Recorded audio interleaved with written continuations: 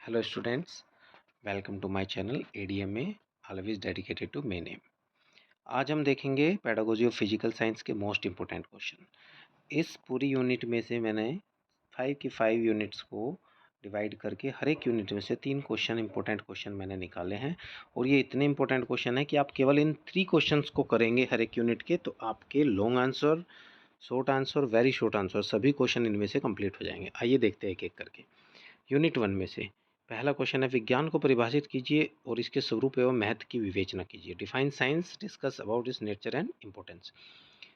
कोई भी पेडागोजी का सब्जेक्ट हो, उसमें आपको सबसे पहला क्वेश्चन तो उसके विषय में, बारे में, उसकी महत्व, उसकी उपयोगिता, उसके इम्पोर्टेंस, ये सब कुछ पूछेगा ही पूछेगा। सेकंड क्वेश्चन होता है, डॉक्टर होमी जहांगीर बाबा का संक्षिप्त परिचय दीजिए और तथा उनके विज्ञान के क्षेत्र में योगदान की संक्षिप्त विवेचना कीजिए। Brief introduction to the doctor Homi Jahangir Bhabha, क्योंकि इनका योगदान बहुत बड़ा था, जैसे कि आप सबको पता है, आपने पढ़ा हुआ भी है, लेकिन आप इस क्वेश्चन को हमेशा रिवाइज करके जाइए, ये आपका लॉन्ग आंसर में एक आने के चांस होते हैं। थर्ड क्वेश्चन है फर्स्ट यूनिट का, आधुनिक समुदाय पर विज्ञान का क्या प्रभाव हुआ है। Define in brief.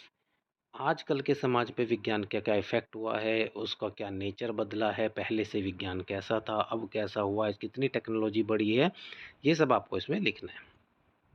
Unit second में देखिए, माध्यमिक विद्यालयों में विज्ञान शिक्षण के क्या उद्देश्य है तथा इन्हें किस प्रकार प्राप्त किया जा सकता है। बेसिकली पूछना चाहता है, जो हमारा सेकेंडरी स्कूल्स हैं उसमें हम कैसे अपने विज्ञान को पढ़ाते हैं, क्या क्या उसमें करते हैं, क्या उससे हमें क्या ऑब्जेक्टिव्स हैं उसके, क्या हम उसमें उनको आगे अचीव किया जा सकता है और बढ़ा के आगे।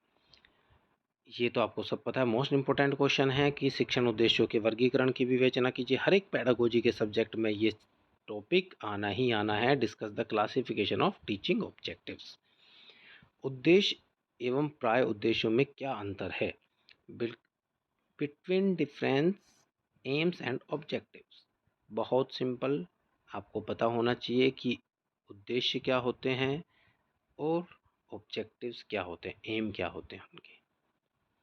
यूनिट 3 में शिक्षण विधि, टीचिंग साइंस, कैसे आप टीचिंग कैसे कर रहे हैं साइंस की, विज्ञान के शिक्षण में आपको क्या क्या कौन सी व्याख्यान विधि बता रहे हैं, प्रैक्टिकल प्रयोगात्मक विधि पूछ रहे हैं, कोई भी विधि आपसे एक वो पूछ सकते हैं। जैसे आप देख लीजिए दूसरा क्वेश्चन, पहले क्वेश्चन में आपसे पूछा कि शिक्षण विधि से आपका क्या तात्पर्य है। बेसिक आप जो टीचिंग करते हैं, टीचिंग एप्टीट्यूड जो भी आप करते हैं, पेडागोजी के किसी भी सब्जेक्ट में आपने पढ़ा हो, टीचर टीचिंग टेक्नोलॉजी में पढ़ा हो, ग्रोइंग एज ए लर्नर में पढ़ा हो, किसी में भी जो आपने पढ़ा हो, शिक्षण विधि से आपका क्या तात्पर्य है। और विज्ञान शिक्षण की व्याख्यान विधि का संक्षेप में वर्णन कीजिए। एक में व्याख्यान विधि पूछ सकते हैं। दूसरा क्वेश्चन देखिए, उसमें आपसे पूछा गया कि प्रयोग प्रदर्शन विधि का संक्षेप में वर्णन कीजिए, समस्या विधि का वर्णन कीजिए, अनुसंधान विधि का वर्णन कीजिए। मतलब आप इन विधियों में से किसी एक दो विधि को पक्का पढ़ के जाइएगा, क्योंकि ये क्वेश्चन में आने के बहुत अत्यधिक चांस होते हैं। और ये ज़्यादातर होता है कि ये आपका जो होता है शॉर्ट आंसर टाइप क्वेश्चन में आता है, जिनमें से आपको 4 करने होते हैं। पिछले आप पेपर उठा के देख सकते हैं, पिछले पेपर में, पिछले 3 साल के, 4 साल के, 5 साल के पेपर में आपको एक न एक विधि, और ज़्यादातर आप देखोगे कि आपको विज्ञान के क्षेत्र में प्रयोगात्मक विधि और समस्या विधि आपकी आती है। यूनिट 4 बहुत सिंपल है, आप शुरुआत से पढ़ते आ रहे हैं। श्रव्य दृश्य सामग्री से आपका क्या तात्पर्य है, विज्ञान क्षेत्र में इसकी क्या उपयोगिता है, how they are useful for science teaching. भाई देखो, कैसे भी होता है, आप किसी भी फील्ड में टीचिंग कर रहे हो, आपके ऑडियो विजुअल एड्स हर जगह काम में आते हैं। जो इनकी आपके क्षेत्र में, पढ़ाई के शिक्षण के क्षेत्र में जो इनकी उपयोगिता है, वो हमेशा बरकरार रहती है। आप ओनली ऑडियो एड्स आ सकते हैं, ओनली वीडियो विजुअल्स एड आ सकते हैं, ओनली ऑडियो विजुअल दोनों मिला के भी आ सकते हैं किसी भी तरीके से। हाँ, आजकल ये क्वेश्चन बहुत में देखने को मिल रहा है कि पाठ्यक्रम निर्माण के सिद्धांतों एवं विस्तार पूर्वक वर्णन कीजिए। साइंस करिकुलम कैसा है वो आपको बताना है, कैसे उसके प्रिंसिपल्स हैं, उसको कैसे कंस्ट्रक्शन किया जाता है, वो सारी चीज़ें आपको बतानी है। विज्ञान शिक्षण में कौन कौन से सहायक साधनों का प्रयोग किया जाता है, ये आपको बताने हैं कि कौन कौन से टीचिंग एड्स हम यूज़ कर सकते हैं। लेबोरेटरी में जाते हैं तो वहाँ पे क्या क्या यूज़ कर सकते हैं, क्लासरूम टीचिंग में क्या क्या कर सकते हैं।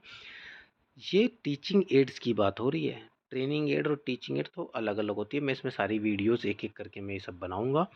आप चैनल से जुड़े रहे, सब्सक्राइब करें और ये चैनल में आपको सारी वीडियोस एक एक सब्जेक्ट की, हर एक पेडागोजी सब्जेक्ट की अब मैं वीडियो को डालूंगा और प्लेलिस्ट बना के उसमें टॉपिक वाइज उनको आप सभी को मैं समझाऊंगा। यूनिट 5 और लास्ट यूनिट है, उसमें आपका बेसिकली बताया गया है कि पाठ्य वस्तु विश्लेषण और शिक्षा शास्त्रीय विश्लेषण से आप क्या समझते हैं। एक्चुअल में जो लास्ट वाली यूनिट है, फर्स्ट और लास्ट यूनिट को हमेशा पढ़ के जाना चाहिए, क्योंकि आपके 2 लॉन्ग आंसर तो आपको उसमें से मिल जाने हैं। फर्स्ट वाली यूनिट में से एक पक्का ही पक्का, किसी भी पुस्तक का पहला क्वेश्चन, आपके सब्जेक्ट का पहला क्वेश्चन, आपके क्वेश्चन पेपर का पहला क्वेश्चन होने की जो चांसेस है वो 90% होते हैं। और लास्ट वाली यूनिट में से एक आपका अगर लॉन्ग आंसर नहीं आया तो शॉर्ट आंसर के आने की संभावनाएं तो 100% होनी ही होनी है, जो उसका सेकंड लास्ट यूनिट का जो पहला और दूसरा क्वेश्चन, पहला क्वेश्चन होता है। जैसे आप देखेंगे, पाठ योजना का अर्थ स्पष्ट कीजिए, पाठ योजना के सोपानों को बताइए। ये सारे टॉपिक आपने pedagogy of English, pedagogy of Hindi, pedagogy of social science, किसी भी सब्जेक्ट की पेडागोजी पढ़ी हो तो उसमें आपको मिलना ही मिलना है। कक्षा 7 के लिए भौतिक विज्ञान के किसी स्वयं चयनित प्रकरण पर एक पाठ्य योजना, लेसन प्लान आपको बनाना है।